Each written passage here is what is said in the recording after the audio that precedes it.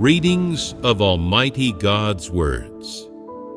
Exposing Antichrists. Item 9. They do their duty only to distinguish themselves and feed their own interests and ambitions. They never consider the interests of God's house, and they even sell out those interests, trading them for personal glory. Part 4. Whatever bit of suffering an Antichrist experiences, or whatever price they pay in the church, they do not feel that it is part of their obligation, that it is the duty a created being should do, but consider it to be their contribution, which God ought to remember. They think that if God remembers their contribution, then He should deliver at once, giving them blessings, promises, and special material favors, and allowing them to gain advantages and obtain certain special benefits. Only then will the Antichrist be satisfied. What is an Antichrist's understanding of duty? They do not feel that duty is an obligation that created beings should undertake, nor that it is a responsibility that those who follow God are bound to fulfill. Instead, they feel the performance of duty is a bargaining chip in a transaction with God, something that can be exchanged for His rewards, and a way to satisfy their own ambitions and desires and obtain blessings for their belief in God. They think that having God's grace and blessing ought to be a precondition for doing their duty, and that it gives people true faith in God, that people can only be at ease in doing their duties if God ensures that they are free from future worries. They also think that God should provide every convenience and preferential treatment to those who do their duties, and that people should enjoy all of the benefits provided by the house of God during their performance of duties. These are the things that people should receive. This is how Antichrists think in their hearts. These ways of thinking are precisely the Antichrist's perspective and maxim, and they represent their attitude toward duty. No matter how the house of God fellowships regarding the truth about doing one's duty, the things Antichrists harbor in their hearts will never change. They will forever stick to their point of view toward doing their duty. There is a phrase we can use in relation to this manifestation. What is it? It is placing material things above all else. That is, only things they can hold in their hands are real, and making promises is pointless. The essence of the manifestations these people have is materialistic, right? Materialism is atheism. They only go by what they can see and touch. Only what they can see counts, and they deny the existence of anything they cannot see. It can therefore be determined that an Antichrist's knowledge and understanding of duty is definitely at odds with the truth principles, and that it is entirely the same as the viewpoint of non-believers. Truly, they are disbelievers. They do not believe in the existence of God, and they do not believe that all the words of God are the truth, the true way. They only believe that fame, gain, and status are real, and that everything they pursue and enjoy can only be obtained through human effort and struggle, and through the price they pay. How is that different from the point of view that says, people must create happiness with their own two hands? There is no difference. They do not believe that people ultimately gain the truth and the life by expending themselves and paying the price to do their duties well for God's sake. They also do not believe that people who act according to God's requirements and thereby attain the adequate performance of their duties can gain the approval and blessings of the Creator. This shows that they do not believe in God's promise to humanity or God's blessings. They do not believe in the fact of God's sovereignty over all, so they do not possess true faith. They only believe, I do my duty, so I should enjoy special treatment from the house of God and material blessings. The house of God should provide me with every material privilege and enjoyment. That would be realistic. That is an Antichrist mindset and point of view. They don't believe that God's promises are faithful, or the fact that by gaining the truth, one gains life and is blessed by God. When it comes to doing their duty, they simply don't seek the truth. They don't accept the truth, and even less so do they acknowledge this truth, that man is able to perform the duty of a created being is God's greatest blessing, and is something that will be remembered by God. And during this process, man can gain the truth and can ultimately be saved by God. This is the greatest promise God has made to man. If you believe the promises made to you by God and can accept these promises, then you have true faith in God. How do antichrists and disbelievers feel when they hear these words? They think these words God speaks are just Him feeding people illusions in order to get some foolish and simple-minded idiots to render service for God, and then kick them out when their service is over. They think, gain the truth? Ha! Who can see what the truth is? Who can touch what God's promises are? Who has received them? God's promises are not realistic. Only obtaining fame and gain and enjoying the benefits of status are realistic. Only striving for fame and gain and enjoying the benefits of status are real. I've been hearing about the promises God bestows on man and the truth He provides to man for years, and I haven't changed at all. I haven't gained any benefit, much less have these things allowed me to live an exalted life with status. Although some people bear testimony saying that they've gained the truth and changed, and have received God's blessings, they still look so ordinary. They're all normal people. So how can they gain God's blessings and enter the kingdom of heaven? They think that only the things they can grasp and obtain with their hands are most real. Isn't this the disbeliever's point of view? It absolutely is. So, once these antichrists get into the church, they regard everything with suspicion, always pondering where they can get some benefit, what opportunity they can use to grab some advantage, and get greater practical benefits from their faith in God. They're often calculating these things in their minds. They have the feeling that only by obtaining fame, gain, and status can they receive every benefit. And so, they choose to pursue status and devote themselves solely to striving for these things. They never contemplate the truth or seek God's will, and they eat and drink God's words only to comfort their hearts and fill the emptiness, not to pursue the truth.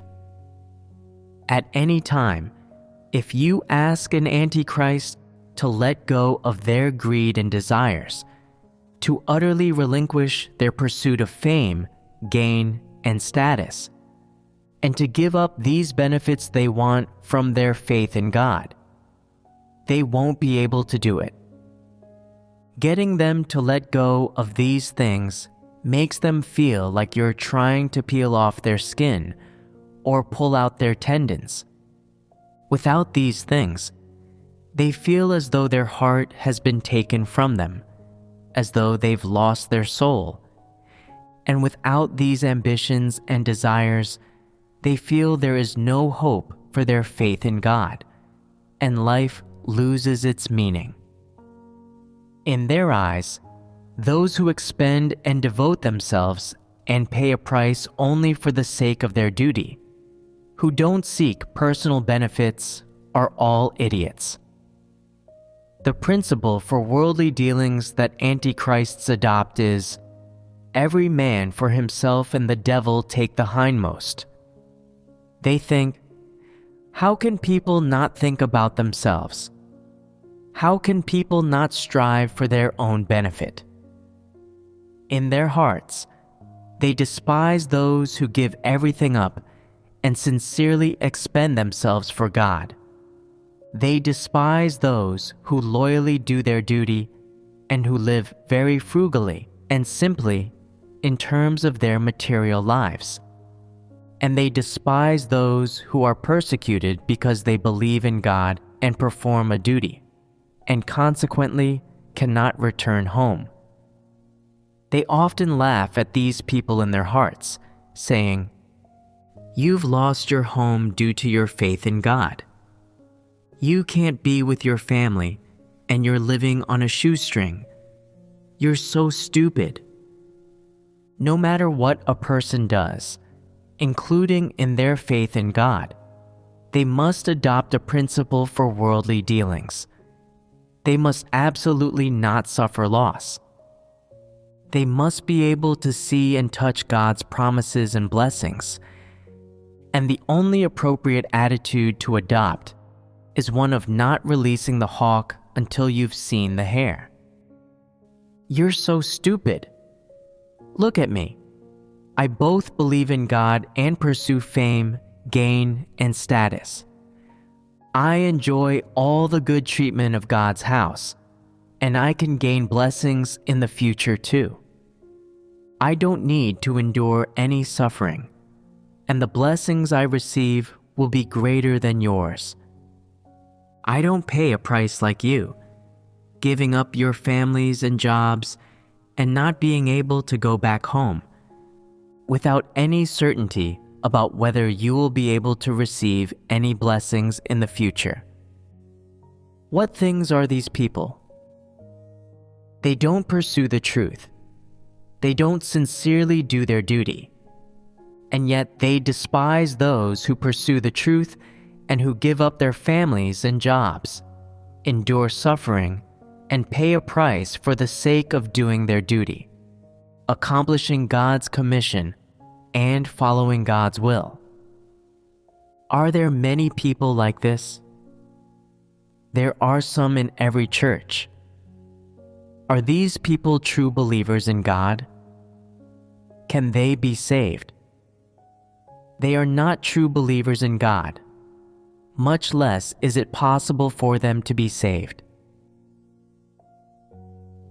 No matter what issue antichrists encounter or what they do, the first thing they think of is not whether they can gain the truth and attain salvation, but rather they think of all their fleshly benefits. In their hearts, all benefits related to their flesh take the most important place, the highest place, the supreme place. In their hearts, they never consider God's will. They never consider God's work. Much less do they consider what duty man should perform. No matter how God requires people to perform their duty adequately, no matter how God requires people to be qualified created beings, antichrists are completely indifferent. No matter what methods he adopts, or what words he speaks. God can't move these people, and thereby make them change their agendas and relinquish their greed and desires. These people are in both name and fact materialists and disbelievers among the antichrists.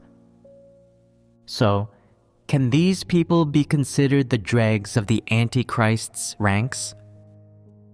Yes, because some antichrists can still render some service for the sake of status, whereas these people aren't even willing to render service.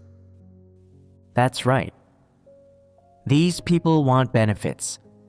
All they fix their gaze on and think of all day long are benefits.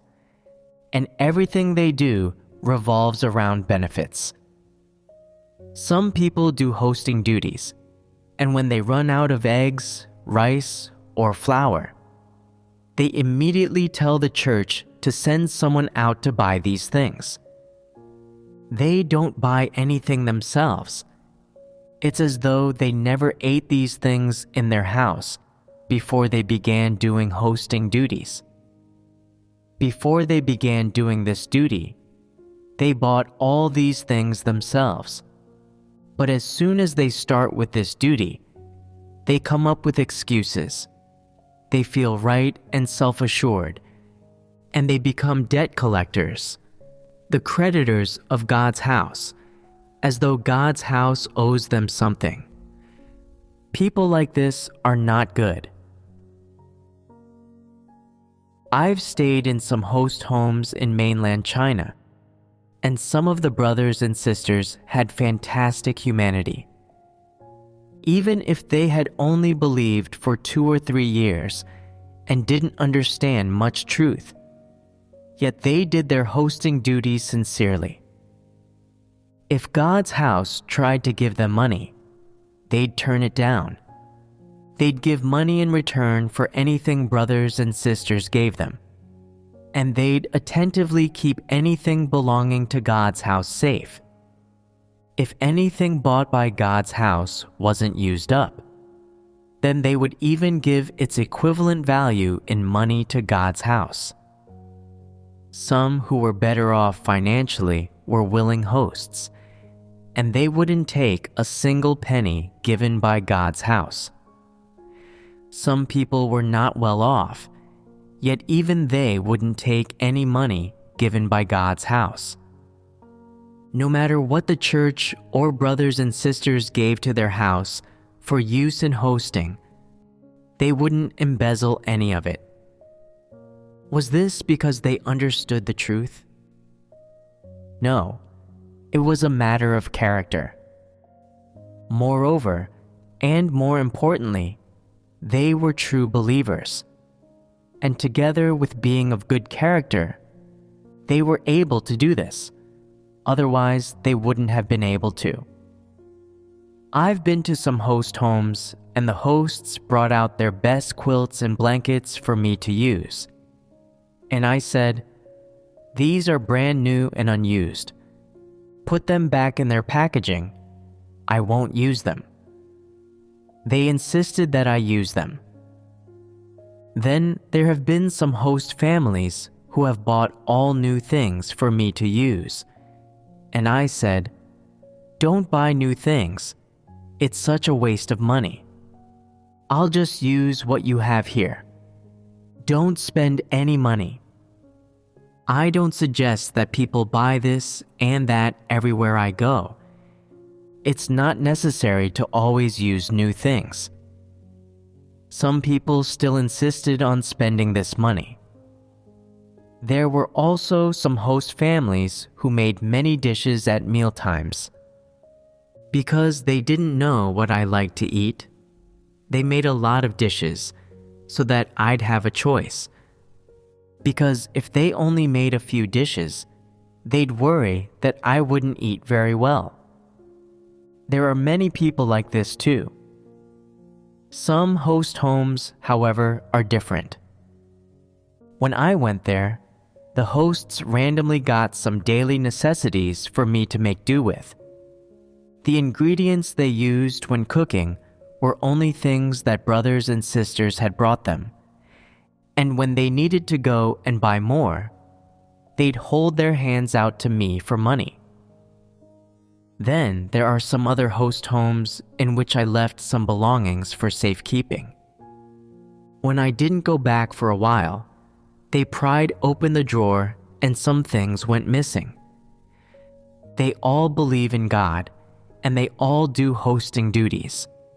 But is the difference between them a substantial one?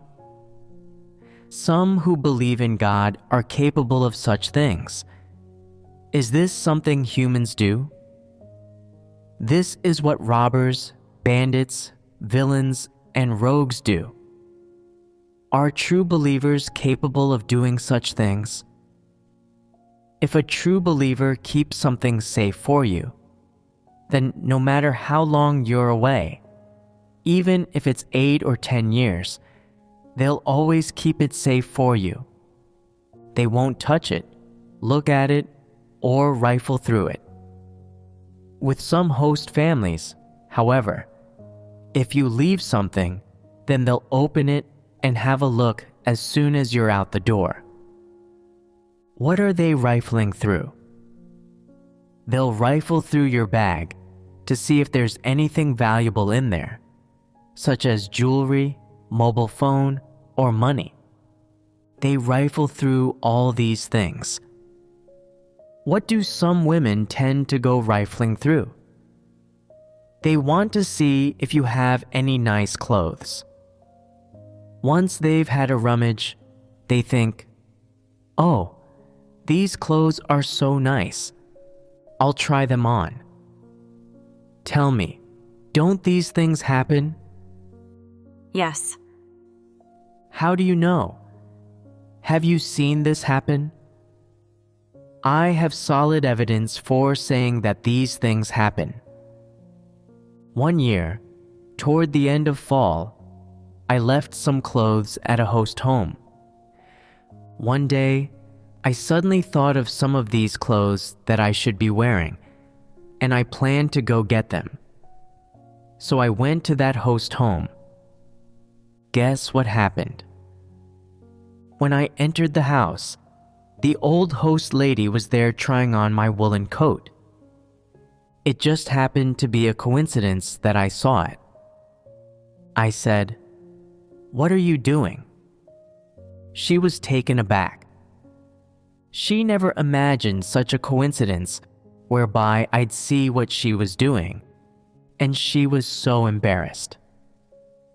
People like this, however, are thick-skinned, and she immediately said, "Oh, don't you think your woolen coat suits me perfectly?"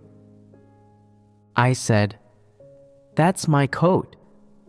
I can't wear it if you're wearing it." She said, "Here you go. I don't want it." I replied, "What are you trying it on for if you don't want it? Wasn't the closet door locked?" She said, "It just so happens that I didn't have anything to do today, so I took it out for a look." I said, "It's not yours, so you shouldn't have touched it." This is an example of something that actually happened. I don't know what her intent was in doing this.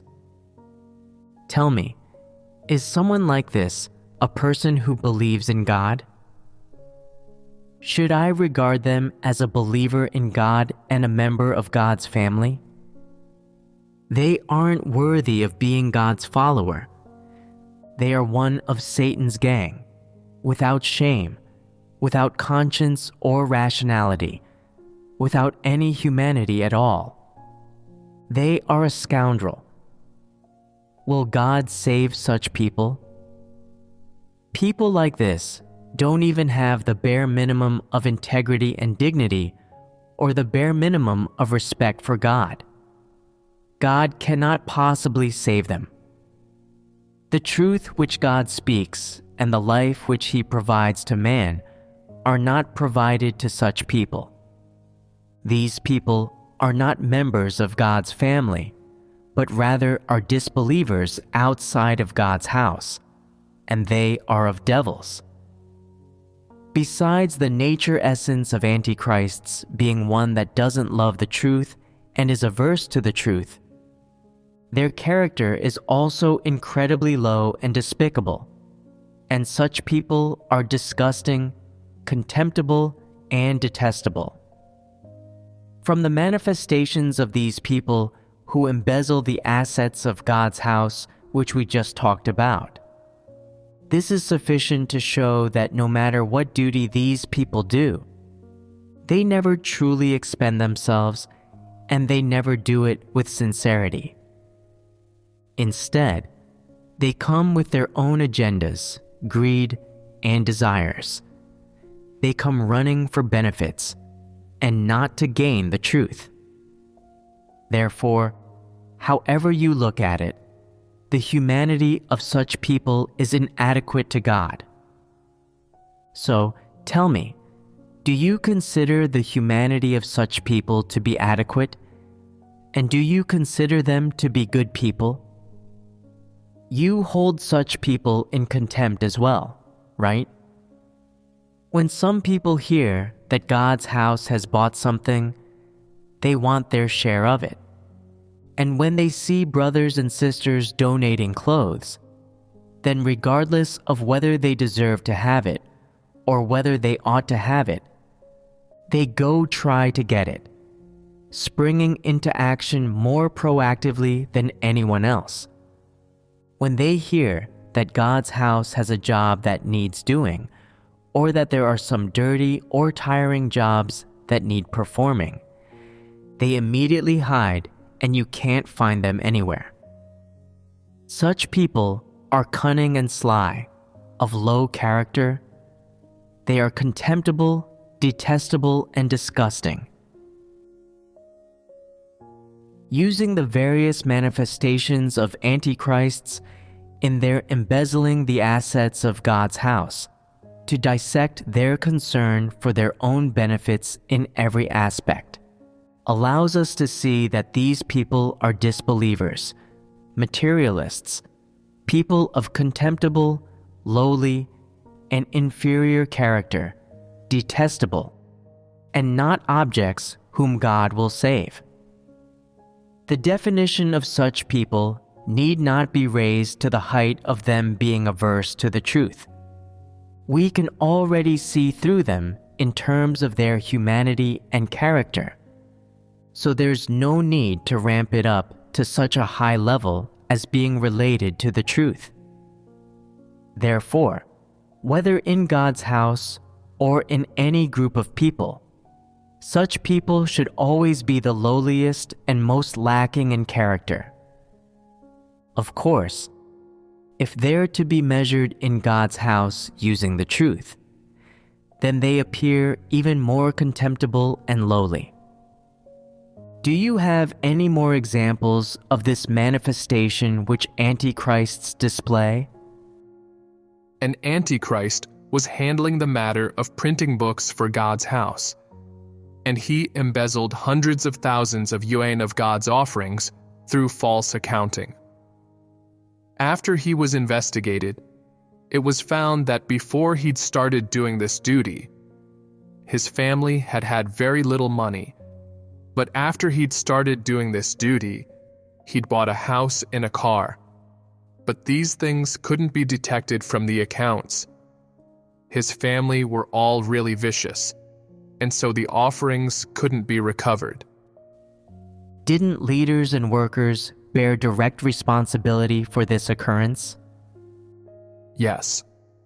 Later, once more details came to light. It was discovered that the leaders and workers who bore responsibility at that time had never checked the accounts managed by this Antichrist. They were derelict in their duty, and the situation was caused by them not being responsible. They were definitely directly responsible. So, should their transgressions be recorded in God's record book? How were these people handled in the aftermath? Some were cleared out and expelled, and some are paying back the offerings. This is an appropriate way to handle them. The leaders and workers neglected their duty and failed to fulfill their supervisory responsibilities in this matter. In particular, they used the wrong person and they didn't make any effort to keep an eye on or supervise this person. They weren't able to discover in time the problems with this person they were using, and so severe consequences arose, which caused God's offerings and the assets of God's house to suffer significant loss. It was the responsibility of all these people who were directly responsible, and their transgressions should all be recorded. This was the disastrous consequence they brought upon themselves by not using the right person for the job, and it caused God's house to suffer loss. And in the end, God's offerings were the price that was paid. Tell me, are antichrists always greedy? Or do these evil ideas only occur to them when they see something valuable? They are always greedy. This is why when you associate and interact with such people, you absolutely can discover their greed and desires. This consequence was brought about by leaders and workers not being responsible, not discerning people, not seeing people clearly, and misusing people.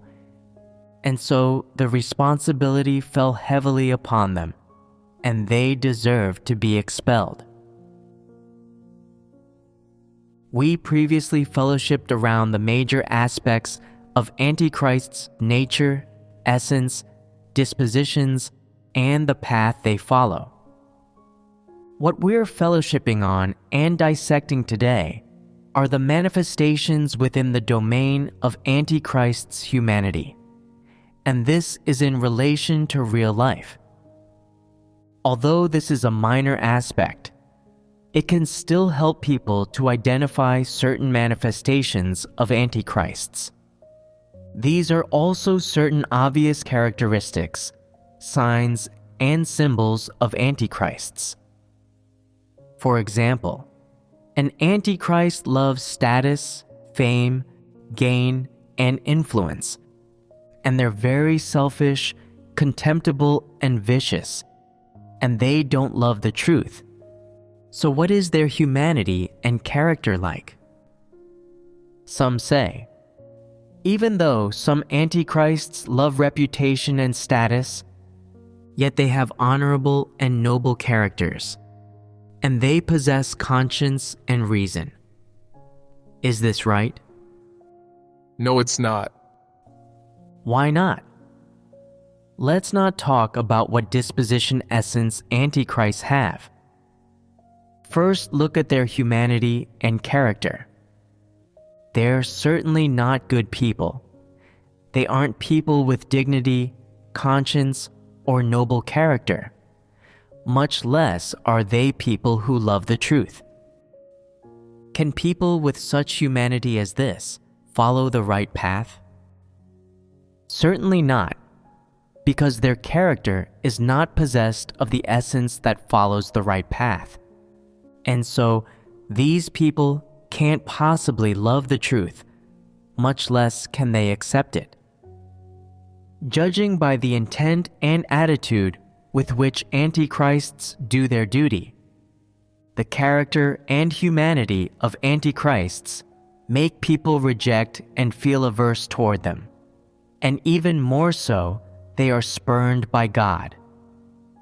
No matter what duty they do, they always want to embezzle the assets of God's house and ask Him for rewards, money, items, and benefits. And what kind of people does God view them as? These people are definitely not good people.